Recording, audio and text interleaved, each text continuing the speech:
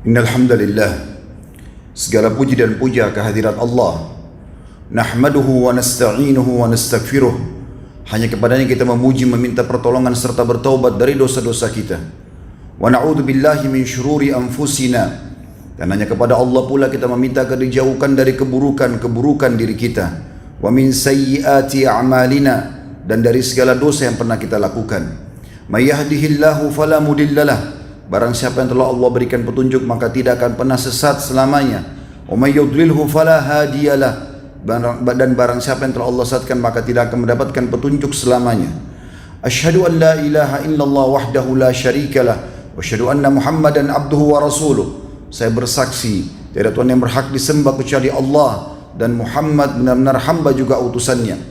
Qala Allah Ta'ala, Allah mengingatkan dalam kitabnya, ya ayyuhalladzina amanu taqullaha haqqa tuqatih wa la tamutunna illa wa antum muslimun.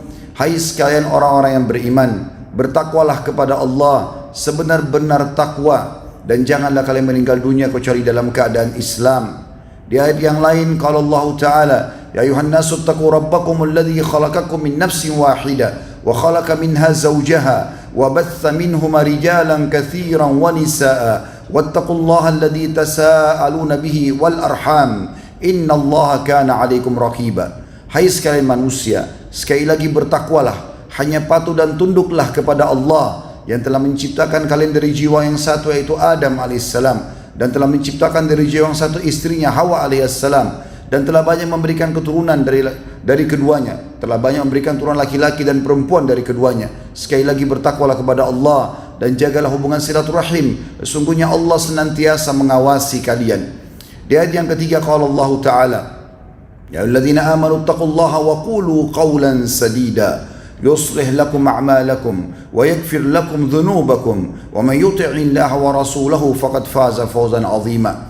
Hai sekalian orang-orang yang beriman, sekali lagi bertakwalah, hanya patuh dan tunduklah kepada Allah, nikmati yang halal, tinggalkan yang haram, dan ucapkan kalimat yang benar, jujur. Niscaya Dia akan memperbaiki amal-amal perbuatan kalian, mengampuni dosa-dosa kalian. Barang siapa yang mentaati Allah dan Rasulnya, dia telah mendapatkan kemenangan yang besar.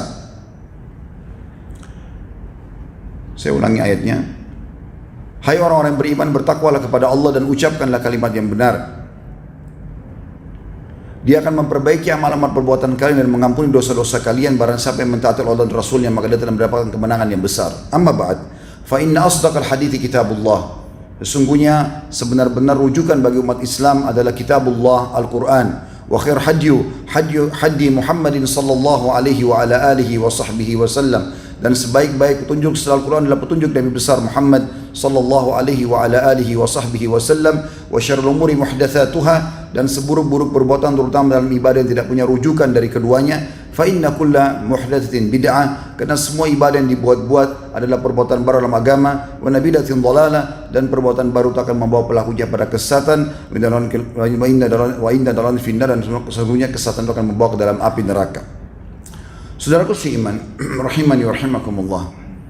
Pada kesempatan ini kita akan bahas judul khutbah yang saya beri nama hadiah emas dari Allah. Saya membahasakan kalimat emas ini bukan fisik emasnya, tapi ada beberapa ayat dan juga akan dirincikan dengan perkataan salafus salih tentang apa yang sedang saya maksud. Allah berfirman dalam surah Az-Zumar, tepatnya ayat 53, A'udzu billahi minasyaitonir rajim. Qul ya ibadiyalladzina asrafu ala anfusihim la taqnatu min rahmatillah. Innallaha yaghfiru dzunuba jami'a. Innahu huwal ghafurur rahim. Katakanlah hai Muhammad kepada seluruh hamba-hambaku, hai hamba-hambaku yang telah melampaui batas terhadap diri mereka, dosa yang sudah tidak bisa terhitung lagi, besar, kecil, melampaui batas. Janganlah kamu berputus asa dari rahmat Allah. Sesungguhnya Allah mengampuni dosa-dosa semuanya. Sesungguhnya Dialah yang Maha Pengampun lagi Maha Penyayang.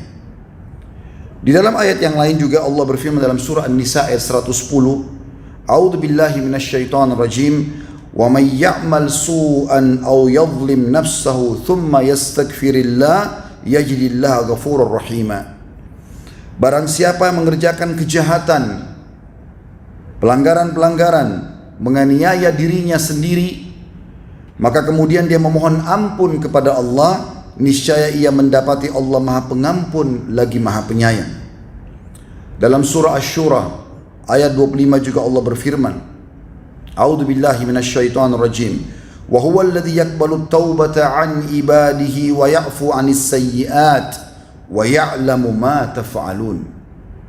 Dan dialah yang menerima taubat dari hamba-hambanya dan memaafkan seluruh kesalahan-kesalahan dan mengetahui apa yang kamu kerjakan. Dalam surah Al-A'raf 153 Allah juga berfirman, A'udzu billahi minasyaitonir rajim. Walladzina amilus sayyiati tsumma tabu min ba'diha wa amanu inna rabbaka min ba'diha laghafurur rahim. Orang-orang yang mengerjakan kejahatan sebanyak apapun, sebesar apapun, kemudian bertaubat sesudah itu dan beriman, sesungguhnya Tuhan kamu sesudah taubat yang disertai dengan iman itu adalah Maha Pengampun lagi Maha Penyayang.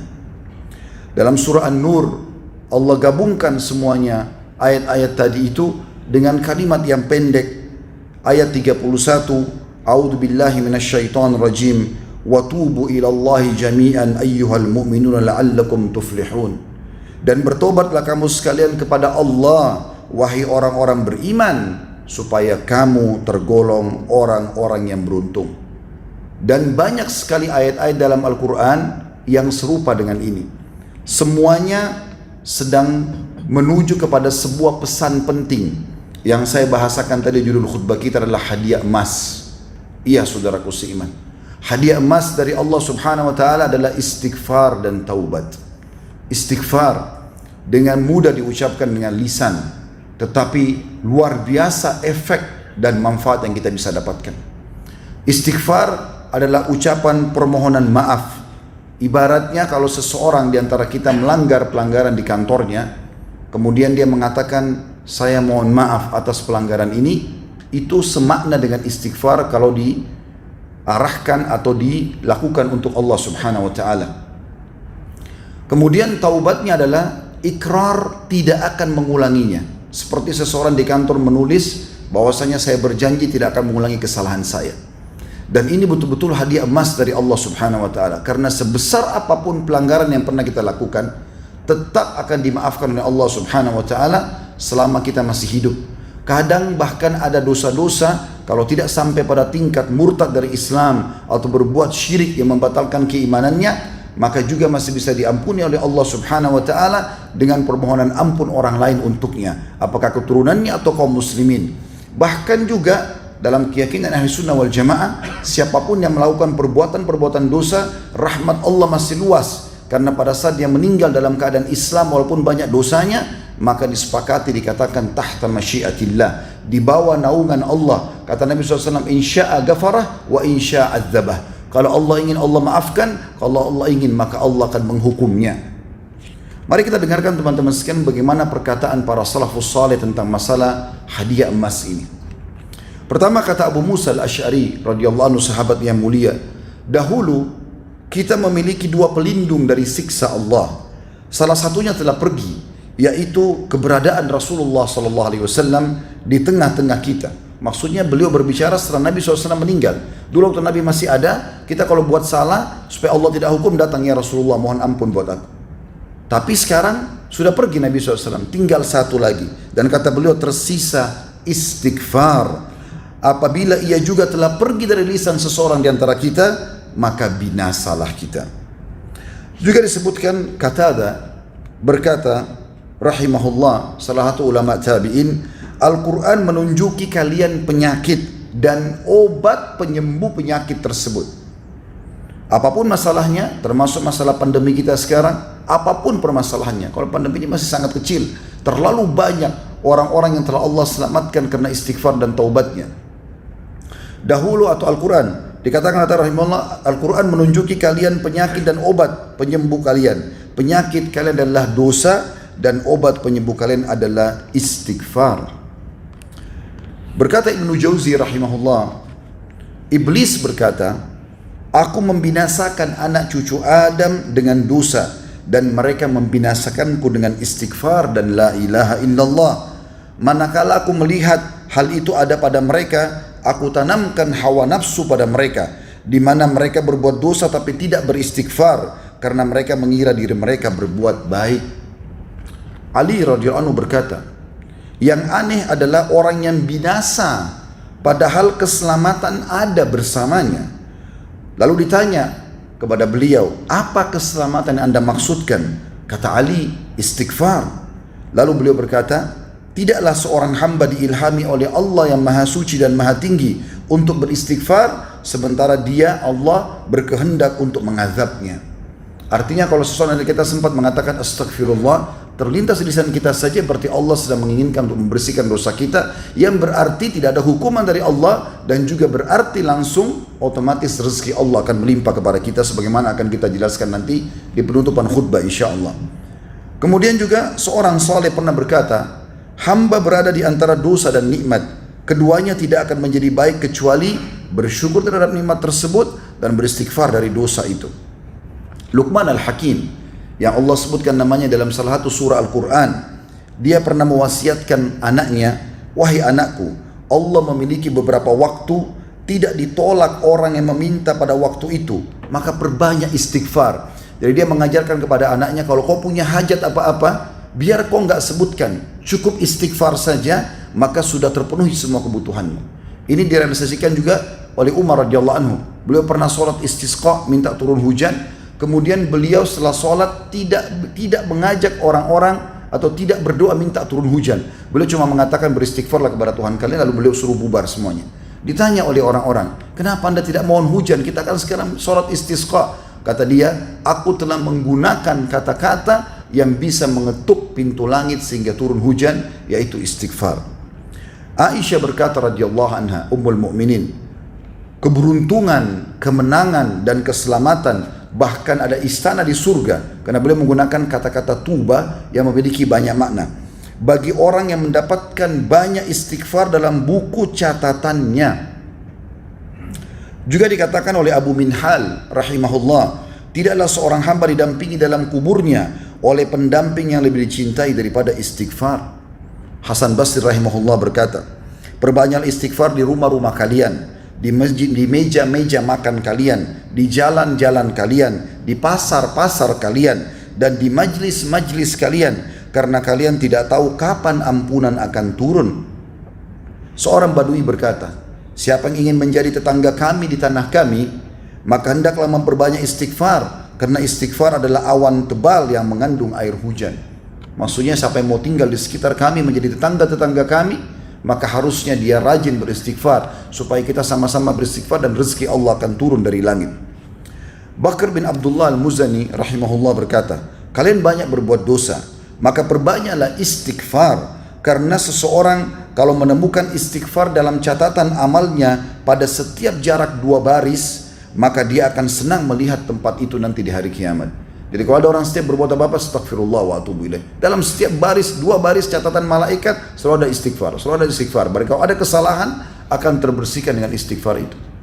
Ibnu Taimiyah berkata rahimahullah, fikiranku kadang-kadang terpaku pada sebuah masalah yang sulit aku pecahkan, maka aku beristighfar kepada Allah 1000 kali sampai dadaku dilapangkan dan masalah yang sulit terpecahkan. Aku kadang berada di pasar, masjid atau sekolah, tapi hal itu tidak menghalangiku dari zikir dan istighfar sampai aku meraih apa yang aku inginkan. Kita tutup teman-teman sekalian khutbah ini dengan manfaat yang bisa kita dapatkan dari istighfar. Ya.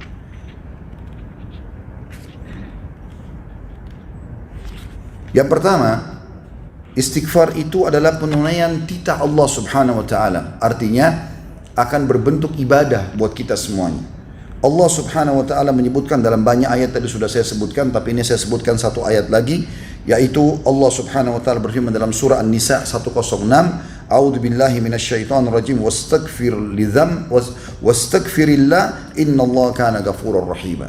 Beristighfarlah kalian kepada Tuhan kalian, sesungguhnya Allah Maha Pengampun lagi Maha Penyayang. Artinya kalau kita lakukan maka kita akan menjalankan perintah Allah subhanahu wa ta'ala.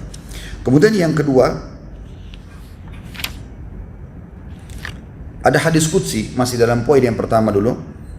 di mana Allah Subhanahu wa taala berfirman, kata Nabi SAW, Allah Subhanahu wa taala berfirman, ya ibna Adam, lau balagat dzunubuka ananas samai thumma astaghfartani ghafartu laka wala ubali.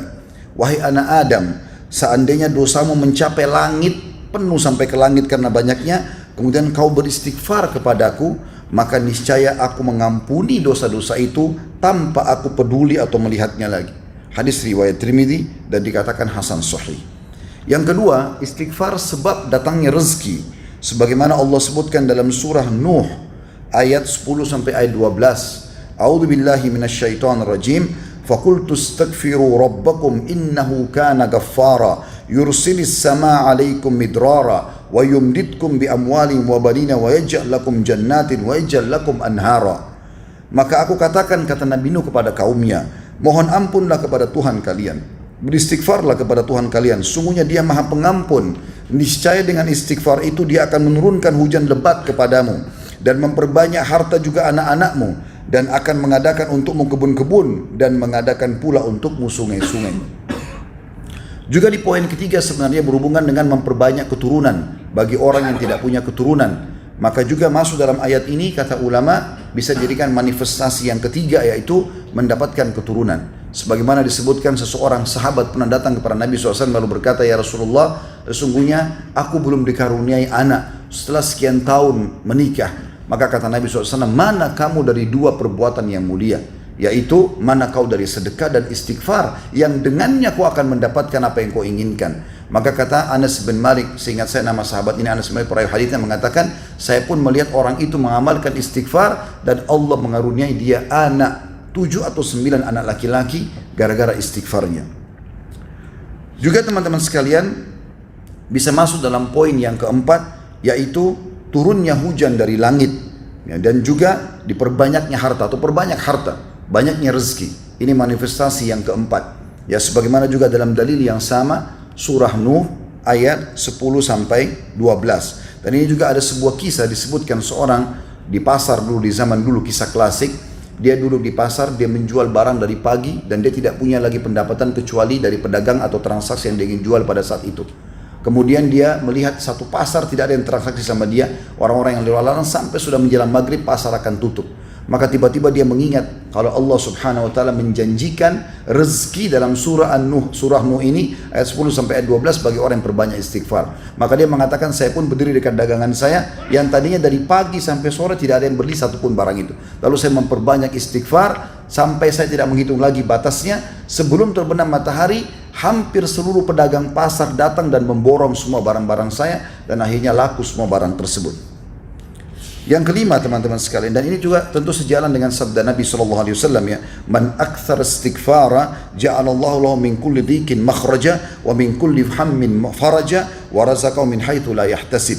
Barang siapa memperbanyak istighfar, jadi bukan cuma sekali dua kali, tapi rutinitasnya, niscaya Allah akan menjadikan untuknya jalan keluar dari setiap kesempitan dan kelapangan dari setiap kesedihan, dan Allah akan memberinya rezeki dari arah yang tidak disangka-sangka. Hadis sahih diriwayatkan oleh Imam Ahmad.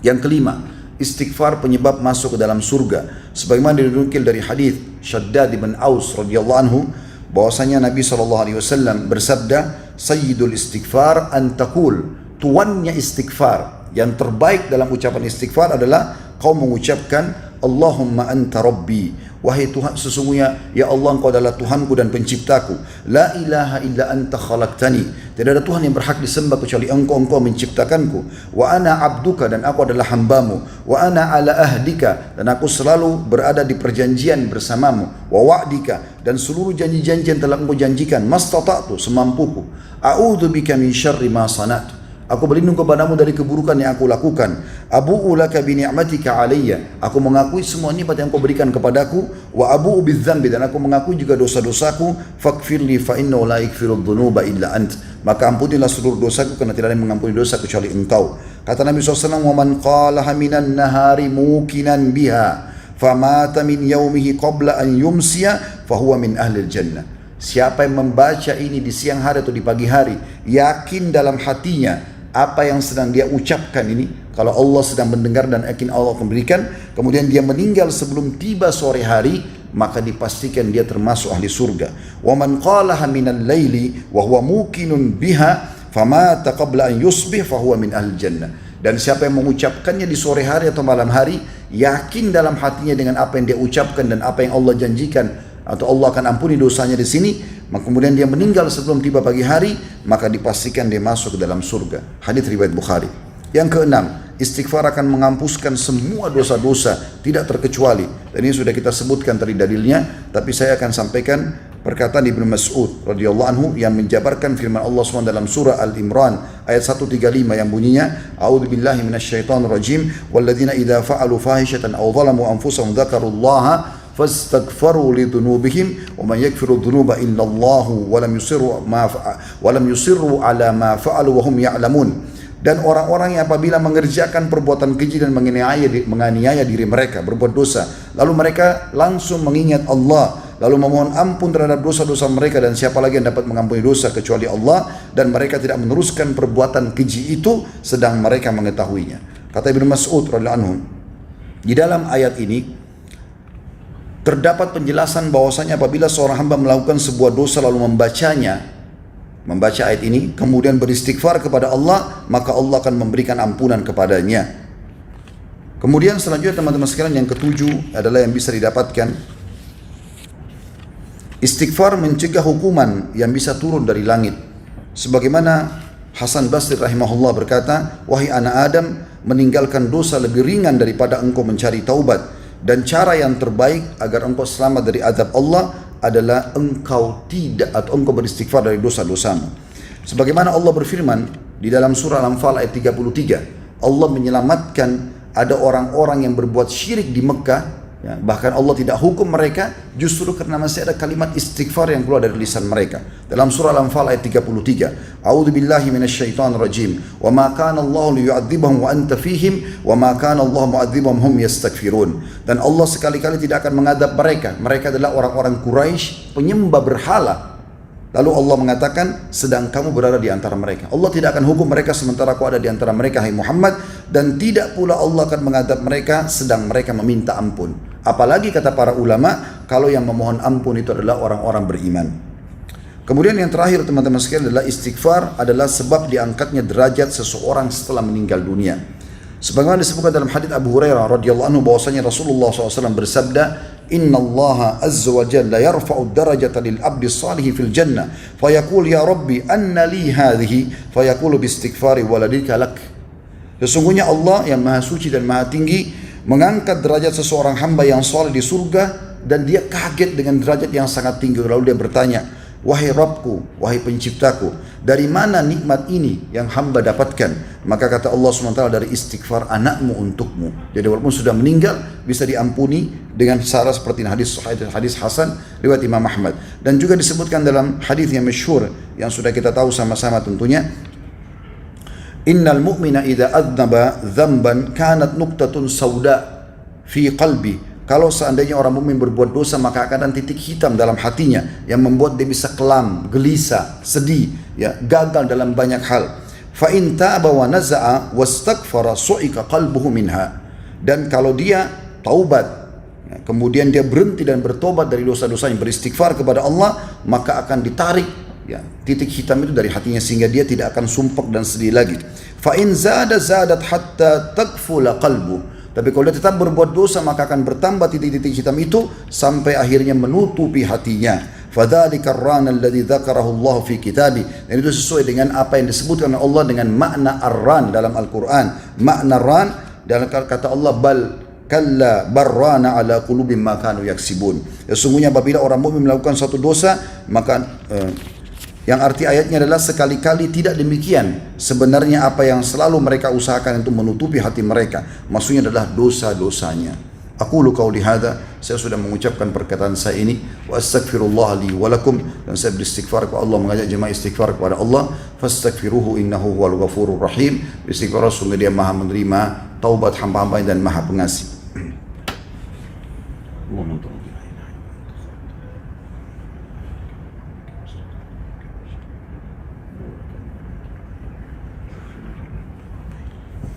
Alhamdulillah wassalatu wassalamu ala rasulillah. Segala puji dan puja kehadirat Allah subhanahu wa ta'ala, juga salawat dan taslim kepada Nabi besar Muhammad sallallahu alaihi wa ala alihi wa sahbihi wasallam.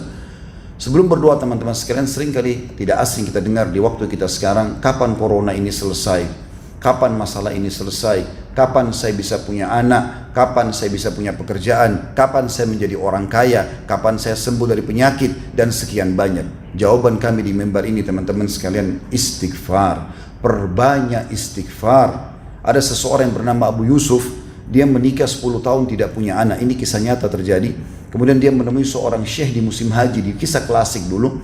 Kemudian dia mengatakan pada syekh kebetulan membahas tentang masalah haji, tentang istighfar dan taubat. Maka dia mengatakan, syekh, apa yang anda sampaikan tadi panjang lebar, ada kisah saya berhubungan dengan itu. Saya sudah 10 tahun menikah, nggak punya keturunan sama sekali. Maka saya pun akhirnya mengingat apa yang anda sampaikan tadi itu. Sebelumnya saya pernah dengar ayat itu, kemudian saya mengamalkannya. Lalu kata syekhnya, apa yang terjadi denganmu? Dia bilang, saya beristighfar dan saya mengajak istri saya, bukan cuma istighfar tapi memperbanyak istighfar. Di ranjang kami, di meja makan kami, di halaman rumah kami, di ruang tamu kami, di pasar-pasar kami. Kami istighfar aja terus. Pokoknya itu saja yang kita ucapkan, kecuali kalau ada kebutuhan mendesak di masalah dunia baru kami tinggalkan istighfar itu. Lalu yang terjadi, Allah pun membuat istri saya hamil setelah 10 tahun. Dan hamil ini terjadi dengan sangat mudah sampai melahirkannya pun normal. Kata syekhnya, semoga Allah berkahi. Dia bilang, belum selesai cerita saya, syekh. Kata dia, apa kisahmu? Dia bilang, pas lagi masa nifas, saya berikan nama anak saya pertama Yusuf, anak laki-laki.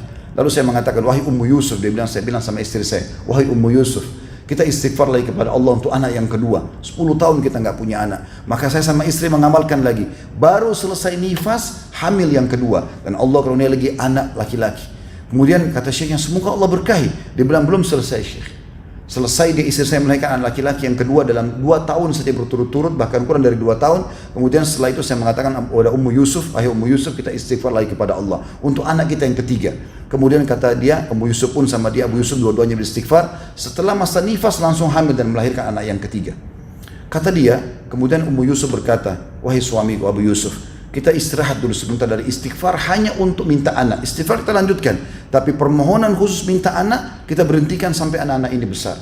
Maka saya pun sama Ummu Yusuf sepakat berhentikan istighfar tapi khusus untuk minta anak. Istighfar lanjutkan untuk kegiatan yang lain, karena dia fokus minta untuk itu. Maka setelah anak-anak ini mulai besar, lalu saya mengatakan, wahai Ummu Yusuf, kita sudah, anak-anak sudah besar tiga-tiganya, kita pengen anak laki, anak perempuan. Ayo kita beristighfar kepada Allah. Maka mereka pun beristighfar kepada Allah dan hamil, ya, untuk anak perempuan, hamil. Kemudian dia belum tahu anak perempuan atau tidak. Kata syekh, semoga Allah berkahi. Dia bilang, syekh, berita gembira, baru saja sebelum saya hadir majelis anda ini, istri saya melahirkan, dan di musim haji ini dia hamil besar, melahirkan anak perempuan.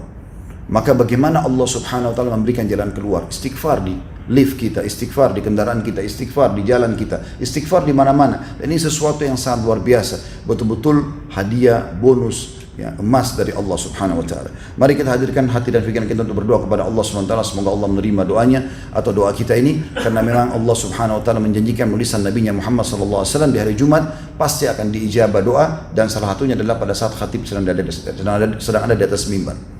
Alhamdulillahirabbil alamin.